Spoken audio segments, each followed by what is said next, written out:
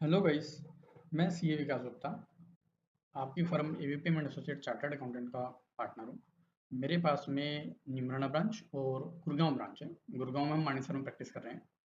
तो बेसिकली हम सभी पार्टनर्स की अपनी अपनी की लाइन है। तो मेरे पास में जीएसटी कंप्लायंस और कंपनी कंप्लायंस के पास पार्ट है, और accounting basics accountings and internal audit and management compliance का हम देख रहे हैं।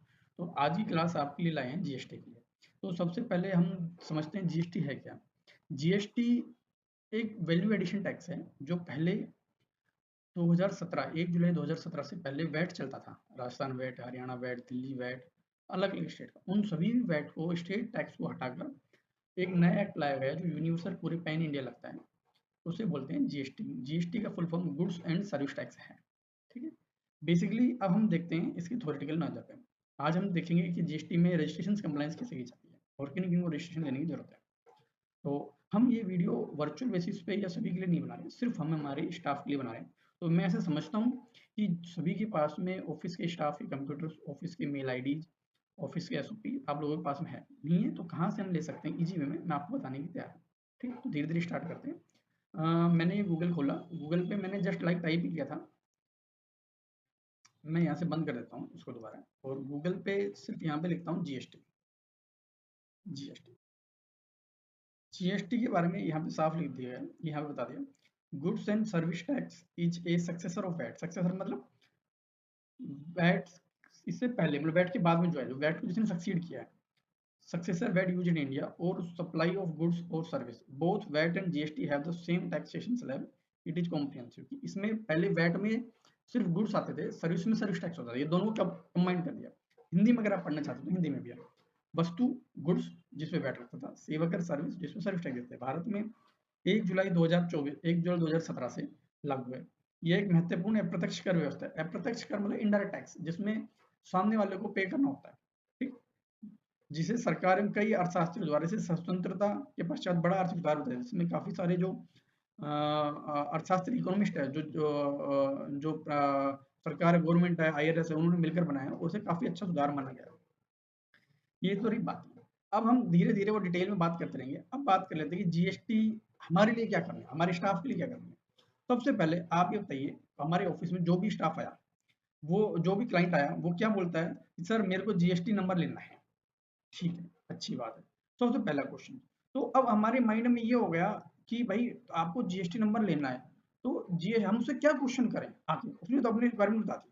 तो आप लोगों के लिए, जैसे मैं यहाँ पे खोल चुका हूँ, यहाँ पे ये हमने एक टैब बना रखी है, मेरे यहाँ पे हाइपरलिंक, यहाँ पे फेवरेट लिस्ट में भी चैट जीपीटी, ये हमारे ऑफिस की जीपीटी है जो हमने हमारे लिए डिजाइन की हुई है। और आप यहाँ देखेंगे ये हमारा पेड वर्जन। ठीक, फर्म के आप सभी के लैपटॉप में खुल चुकी है। यहाँ पे मेरे को चेकलिस्ट बनी है, जैसे रजिस्ट्रेशन चेकलिस्ट, ये हमारी ऑफिस की इनबिल्ट जीएसटी है। जैसे मैंने इस पर क्लिक किया, रजिस्ट्रेशन चेकलिस्ट, सबसे पहले क्या लिखा है, I need registration of checklist GST. Very good, काफी अच्छी बनी हुई है। जीएसटी पे क्लिक किया, इसने हमसे सवाल पूछा। ठीक है, इसने पूछा कि, उसने पूछ लिया कि मेरे को जीएसटी नंबर लेना है।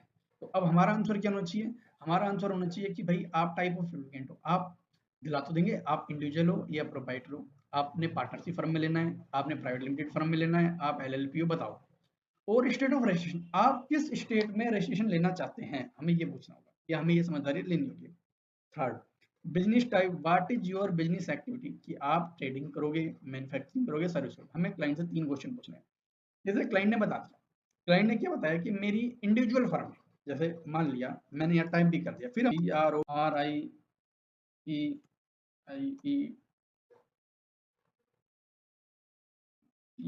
RIETOR प्रोपाइटर, फिर मैंने लिखा स्टेट, मैंने लिख दिया राजस्थान, फिर आया बिजनेस टाइप, मैंने लिख दिया सर्विस। अब मैं मेरी फर्म के लिए बात मान लेता हूँ, मैं आपको एग्जांपल देता हूँ कि मैं मेरी फर्म के लिए कैसे लिखूंगा कि मेरे को मेरे खुद का रजिस्ट्रेशन कराना है, चार्टर्ड अकाउंटेंट फर्म, हम सर्विस देंगे, हम कैसे लेंगे, हम इस यूएसपी से तैयारी करते हैं। मैंने 3 चीज लिख दी, हमने एंटर दबाया। एंटर दबाने के बाद ये चेकलिस्ट आप लोगों के लिए बनी हुई है। अब मेरे को क्लाइंट से क्या मांगना है, मेरे को क्लाइंट से मांगना है बेसिक डॉक्यूमेंट। भैया आप प्रोप्राइटर हो, आप पैन कार्ड दे दो, आप आधार कार्ड दे दो, आप पासपोर्ट साइज फोटो दे दो, मोबाइल नंबर दे दो, बिजनेस का एड्रेस प्रूफ दे दो, इलेक्ट्रिसिटी बिल हो या कोई रेंट एग्रीमेंट हो, प्लस में एनओसी, बैंक डिटेल दे दो। बेसिकली बैंक डिटेल नहीं मांगते, पहले मांगते थे। फिर आप बिजनेस डिटेल क्या करोगे, ट्रेड नेम, फर्म का नाम क्या रखोगे, डीएससी पहले डीएससी कंपनी और एलएलपी में अब वहाँ पे भी नहीं होती। फिर एडिशनल इन्फॉर्मेशन ऑथराइजेशन लेटर की आप ये बिजनेस करके सारी कंप्लेंट खुद करोगे, किसी को नॉमिनेट करोगे। ये 4-5 चीज़ें क्लाइंट से लेनी है। बेसिकली मैंने मेरे नाम से ही मैं आपको दिखाता हूँ कि मैंने मेरे नाम से काम करना है, तो मैंने मेरी इन्फॉर्मेशन एक जगह सेव कर रखी है। मैं ढूँढता हूँ मेरी इन्फॉर्मेशन कहाँ पे है। मैंने लिखा था विकास, मैं Vikas sir, Vikas KYC of partner मेरे पास है, Vikas Gupta and KYC of partner, यहाँ मेरी सारी केवाईसी रखी हुई है। तो देख लेता हूँ एवीपीएम टेंडर, विकास का आधार कार्ड है, विकास का पैन कार्ड है, और क्या है, विकास की फ़ोटो नहीं है। तो यहाँ पे दूसरे पार्टनर्स देख लेते हैं, गौरव जी के लिए इसमें क्या-क्या, इसमें भी नहीं है। है ना? तो मैं देखता हूँ मैंने और भी जगह लिख रखी है मेरी खुद। तो अब हमें क्या करना है, यहाँ पे मेरे को मेरे पार्टनर्स की केवाईसी में फ़ोटो नहीं है, आप लोगों ने देख लिया। तो मैं इसको मेरे मैडम के नाम से डालना चाहता हूँ। तो मैं मेरी मैडम के नाम से जैसे डालूँगा तो मैं चेक करूँगा कैसे डालना है। मैंने डाला मैडम के नाम पे, मेरी एप्लीकेशन डाली मैंने, यहाँ पे गया वापस में। ये मेरे को जैसे मैंने आपको बताया कि इस पोर्शन पे जाना है, यहाँ पे जाना है, इस पे क्लिक करना है। फिर बताया कि जाना कहाँ है, सर्विस रजिस्ट्रेशंस, न्यू रजिस्ट्रेशंस, यहाँ सब धीरे-धीरे जाना है। तो जैसे मैं गया, आपको बता भी रखा था, दोबारा गया मैं यहाँ पे। यहाँ पे मैंने देखा सर्विस में जाना है, यहाँ पे लिखा हुआ भी है। सर्विस में जाना है, रजिस्ट्रेशन पे जाना है, न्यू रजिस्ट्रेशन पे जाना है। तो सर्विस पे गया, रजिस्ट्रेशन पे गया, न्यू रजिस्ट्रेशन पे गया, और अब मैं किसी और के नाम से ट्राई कर लेता हूँ, नो डाउट अपने पास में काफ़ी अच्छी इन्फॉर्मेशन है। मैं मेरी मैडम के नाम से ट्राई करता हूँ। स्टेट में टैक्स पे डाला, मैंने यहाँ पे डाला हरियाणा डाला। मैं हरियाणा की इससे बना रहा हूँ। यहाँ पे मैंने गुड़गांव डाला। गुड़गांव में मैंने मेरी मैडम के नाम पे बना रहा हूँ मैं। तो जैसे मैंने आगे देखा कि मेरी वीडियो कहाँ, मैडम के नाम पे कहाँ पे, मैंने फोल्डर खोल रखा है, ये मेरी मैडम के नाम पर है, इनकी होता है। इनकी का पैन कार्ड मैंने लिया, और यहाँ पे CVR PG 1121Q, तो मैंने नाम डाला पिंकी गुप्ता, पिंकी गुप्ता। इसमें डाला CVR PG 1121Q।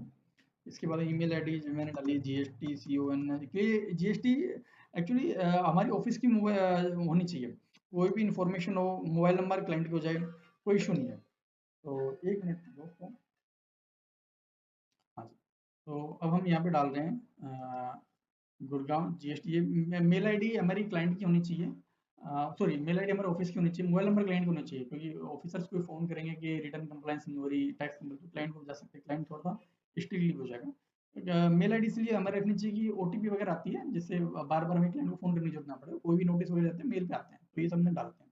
GST consultant, ये मैंने मेल आईडी डाली 538@gmail.com। इसके बाद मोबाइल नंबर मैं मेरे डाल रहा हूँ 9610730598, ये मैंने यहाँ पे डाल दिया। और आगे मैंने डाला 849393। इसके बाद मैंने प्रोसीड किया। ये बता दिया कि मेरा एक नंबर है जो मैंने सेंटर से मेरे राशन प्रूव रखा है, मैंने दोबारा प्रोसीड किया। दोबारा प्रोसीड किया तो ओटीपी आ गई मेरे पास में, मेल आईडी पे आ गई और मोबाइल पे आ गई। मेल आईडी की मोबाइल की ओटीपी मेरी है 382637, 382637, और ईमेल की ओटीपी मेरी आई है,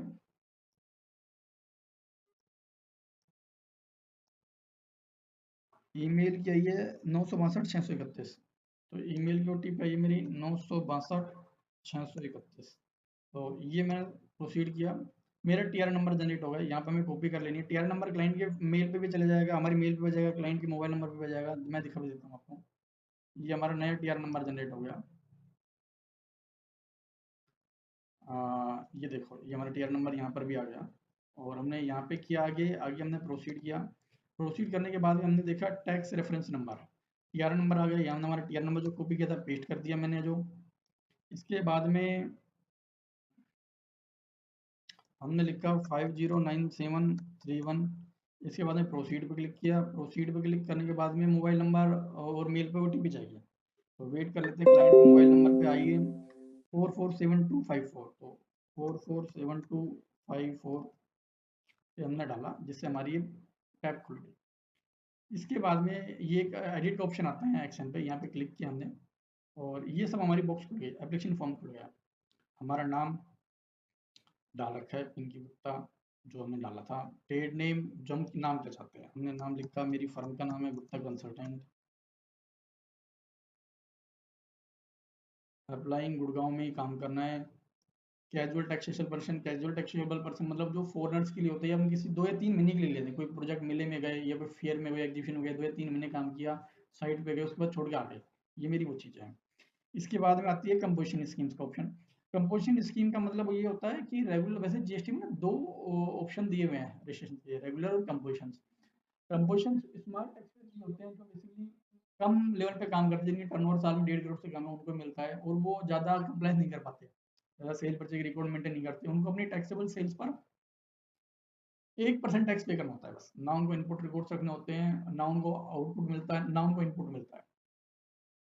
तो ये छोटे दुकानदार, गली के दुकानदार हुए, किराना स्टोर वाले, ये उनके लिए जो रिकॉर्ड मेंटेन नहीं करते। पर जो बड़े क्लाइंट्स होते हैं, जिन्होंने फैक्ट्री लगानी होती है, ऑफिस लगाने होते हैं, जिनको फैक्ट्री में बिलिंग करनी होती है, क्योंकि कंपोजिशन वाले पर्सन बिल, सामने वाले को जो बिल करेंगे उसमें वो इनपुट क्लेम नहीं कर सकता बायर्स, तो इसलिए कंपोजिशन के क्लाइंट कम ही होते हैं। तो लगभग लोग है जो जीएसटी नंबर है जो रेगुलर क्लाइंट के लिए लेते हैं, तो ये होगी। फिर आता है सेलेक्ट फॉर ऑब्टेन रजिस्ट्रेशन, कि आप रजिस्ट्रेशन ऑब्टेन क्यों करना चाहते हो। सबसे पहला, क्रॉसिंग द थ्रेशोल्ड। थ्रेशोल्ड का मतलब है कि हमने इस पे जो थ्रेशोल्ड लिमिट जो गवर्नमेंट ने दे रखी है फिलहाल, 40 लाख रुपए है जो गुड्स के लिए है, और 20 लाख रुपए सर्विस के लिए। इसके ऊपर रजिस्टर नंबर लेना कंपलसरी होता है। इंटरस्टेट सप्लाई मतलब कि मैं राजस्थान में काम कर रहा हूँ, राजस्थान का फिर मैं हूँ, और मैं हरियाणा में जाके माल सप्लाई करता हूँ, तो इंटरस्टेट वहाँ पे लिमिट अप्लाई नहीं है। ये सब धीरे धीरे ऑप्शन है। नया क्लाइंट आया उसके लिए वॉलेंट्री बेस्ट होता है, बाकी में नोटिस वगैरह जाते हैं तो हमने वॉलेंट्री बेसिस पर क्लिक किया। फिर आते हैं date of commencement of business. Date of commencement of business का मतलब होता है कि डेट बिजनेस कब से स्टार्ट करनी है।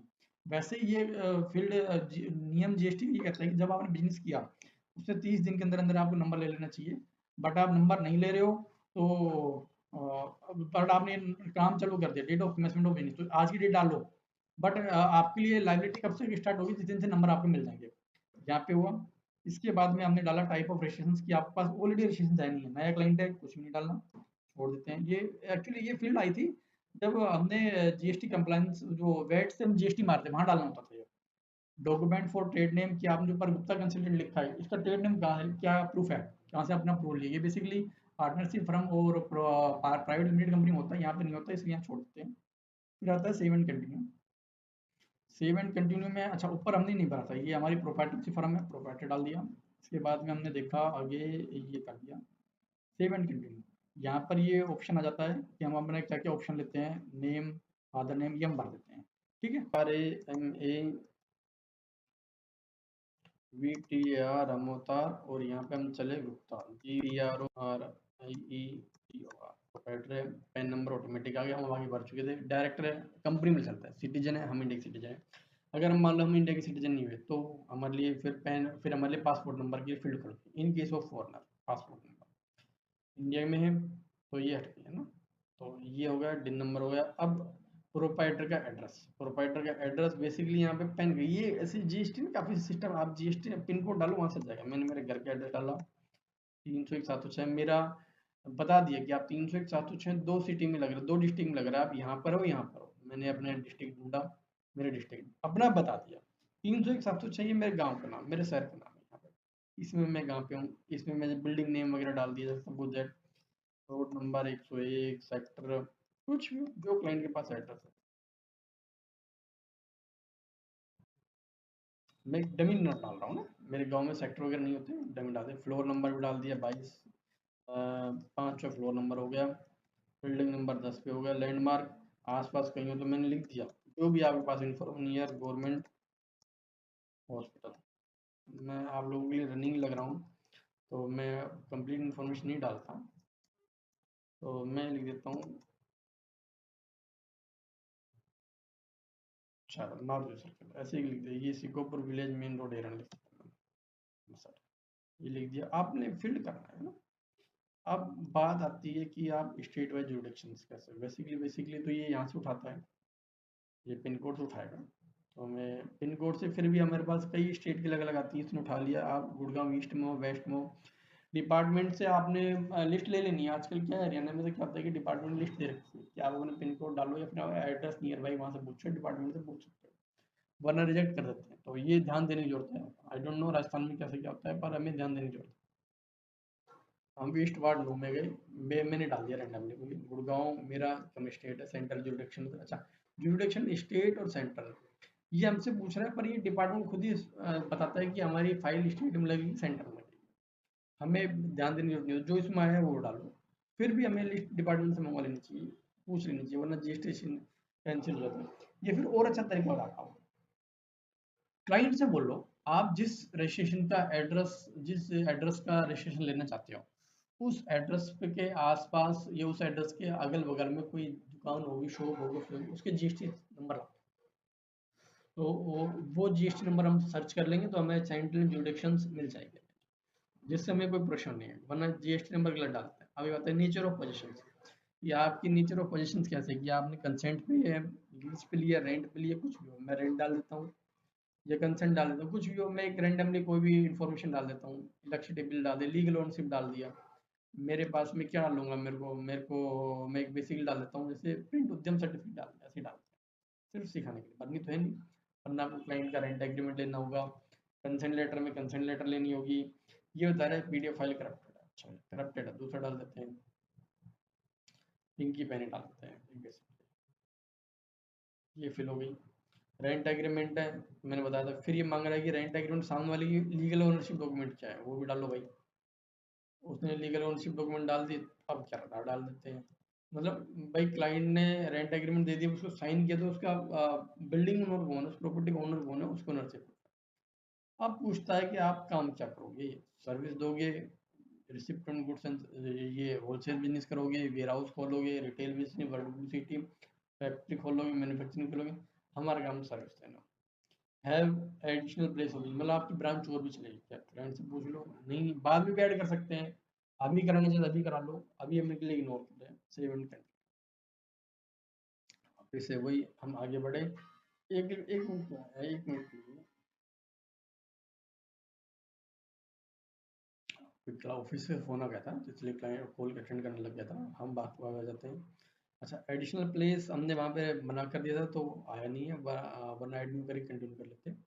कंटिन्यू, कंटिन्यू पे हम आए, आगे हमने देखा, हमसे पूछा कि आप गुड्स, ये एचएसएन कोड है, गूगल सर्च आउट कर लो। हम सर्विस करेंगे तो हमारी सर्विस पाएगी। अब सर्विस क्या होगी, हमारी सर्विस है अकाउंटिंग, हमने लिखा अकाउंटिंग, सर्च कर लो, लीगल एंड अकाउंटिंग सर्विस। अगर मान लो, अच्छा जरूर नहीं है कि हम सर्विस करें, हम गुड्स भी बेच सकते हैं। जैसे सपोज दैट कि मेरे को दाल बेचनी है, ग्रेन्स बेचने हैं, तो मैंने डाला ग्रेन, मैं किराना स्टोर भी खोलूंगा, ग्रेन, ये आ गया, फ्लैग, पर्ल, स्लाइस। या फिर मैंने कहा कि मेरे को क्या बेचना है, मेरे को फर्नीचर बेचना है, तो ये बताओ कि आप लेना क्या चाहते हो, FURNI,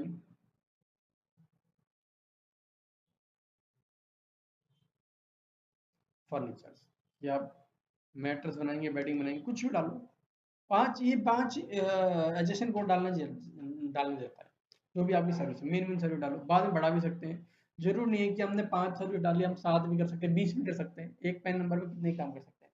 और द बेस्ट प्रैक्टिस इज की कंप्लाइंस से बचने के लिए हमें वर्टिकल्स करने चाहिए। वर्टिकल्स मीन्स कि ये जो, अगर वर्टिकल समझ लिए जगह के लिए अनुसार, तो अलग अलग जगह अलग अलग नंबर ले लो, या फिर भाई सीमेंट के लिए सीमेंट का अलग से ले लो। अगर हमें पेंट बेचना है, पेंट के अलग से ले लो, किराना स्टोर लेना है, क्लाइंट से अलग से ले लो। क्योंकि कई बार क्या है, जीएसटी अथॉरिटी बड़े पंगे करते हैं, एंटी मिसमैच में नोटिस डालते हैं कि आपने सीमेंट खरीदी और सेल आपने जो पेंट की कर दी, सेल आपने किराना स्टोर की कर दी। तो इसलिए बचने के लिए जरूरी है कि हमें सिर्फ वही नंबर डालें जो बेसिकली मेन काम का, और अलग अलग बिजनेस के लिए, अलग अलग बिजनेस सेगमेंट के लिए अलग अलग नंबर लेना, हमें क्लाइंट को रेफर करना चाहिए। ये मैंने डाल दिया, इसके बाद में हमने सेव एंड कंटिन्यू कर दिया। आगे हम चले,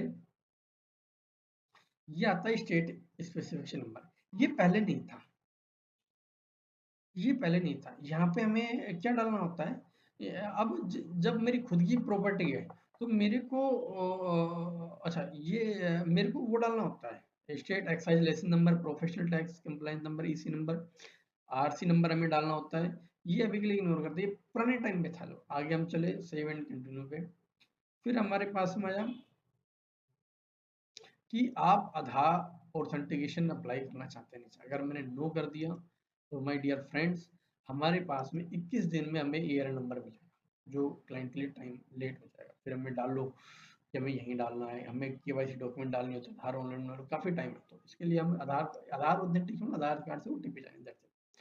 सेव एंड कंटिन्यू किया मैंने। इसके बाद में मैंने आगे चला तो मेरे को बता दिया कि आपने यस किया है, तो आपको मोबाइल नंबर पे एक ओटीपी आएगा, वो आपको डालना है, या फिर आपको जीएसटी सुविधा केंद्र पे जाना है। आजकल लोगों गवर्नमेंट ने क्या किया, पहले तो हम कहीं से अप्लाई कर लेते, आजकल गवर्नमेंट खुद बुलाती है, खुद हम ऑपरेशन लगवाते हैं कि पर्सन जेन्युइन नहीं जा रहा, कोई काफ़ी फर्जीवाड़े चल रहे हैं लोग। मैंने ऐसे ऐसे केस देखे, लोगों की डेथ हो जाती है, उनके Aadhaar card PAN card fake use करके जीएसटी नंबर मोबाइल नंबर कहीं से ले लेते हैं, फिर सिम बंद हो जाती है और नंबर चल जाते हैं।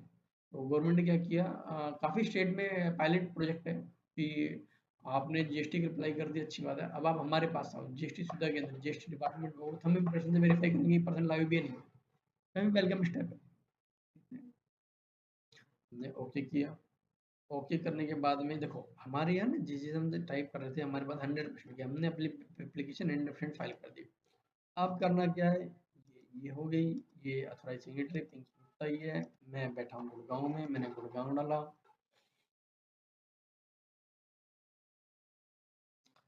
डीएससी डिजिटल सिग्नेचर या ईवीसी, ईवीसी पे क्लिक करेंगे, ईवीसी यहाँ पे डालेंगे। मैं ओटीपी नहीं करूँगा क्योंकि उससे मेरे पर्ची सबमिट हो जाएगी। तो आज के लिए वीडियो इतनी ही। इसके बाद में हमारे पास में एआर नंबर आ जाएगा, फिर एआर के बाद में सेपरेट प्रोसीडिंग हो जाती है कि अगर हमें या तो डिपार्टमेंट बुलाए तो कर लें, तो वरना फिर डिपार्टमेंट 15-20 दिन महीने भर में अपना नंबर देता है। आगे देखो, आगे हमने वापस अपनी जीपीटी पे जाते हैं, ट्रैक एप्लीकेशन सबमिट हो गई, फिर स्टेटस देखो, प्रोसेस 7 से 10 दिन गवर्नमेंट कहती है, पर कभी कभी ज़्यादा टाइम लेती है, वर्किंग डे लेती है।